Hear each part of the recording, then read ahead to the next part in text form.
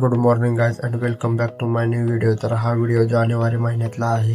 सकाळचे 6 वाजले होते आणि मला बाबेसोबत औषध आणायला जायचं होतं। सो आम्ही गाडीमध्ये पेट्रोल टाकलं आणि आम्ही डायरेक्ट वडापुरीला जायला निघालो। पहाटेचे 6 वाजले होते, सो त्यामुळे खूप गार लागत होतं। मी शूट का घेऊ नाही शकलो जास्त। तर हा अकलूज ब्रिज आहे। अकलूज ब्रिज पासून सरळ गेले की वडापुरी लागतं। त्यानंतर 15 ते 20 मिनिटांमध्ये आम्ही वडापुरीमध्ये पोहोचलो। तर वडापुरी हे गाव कसं आहे मला कमेंटमध्ये सांगा। तर औषध वगैरे घेऊन आम्ही घरी जायला निघालो। तर तुम्ही हे व्ह्यू पाहू शकता। तर हे सनराईज कसं वाटत आहे मला कमेंटमध्ये सांगा। त्यानंतर थोडं पुढे गेलो आणि डायरेक्ट नाश्त्याला थांबलो।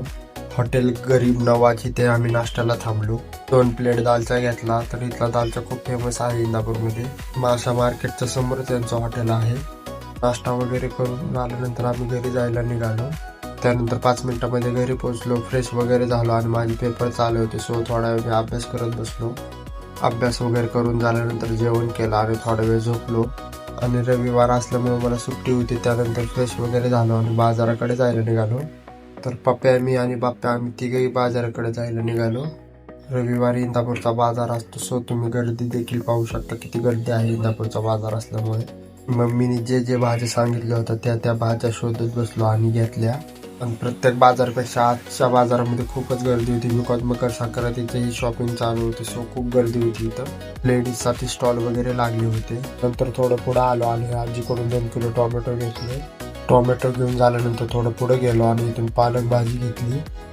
या बाबांची खूप इच्छा आहे तो व्हिडिओमध्ये यायची, सो त्यांनाही घेतलं व्हिडिओमध्ये आणि त्यांच्यापासून बोरं घेतली। त्यानंतर थोडं पुढे आलो आणि आजीकडून लसूण वगैरे घेतलं। मी बाजारात आलो आणि आजीकडून काय घेतलं नाही असं होऊ शकत नाही। मी प्रत्येक वेळेस आजीकडून काही ना काही घेतो।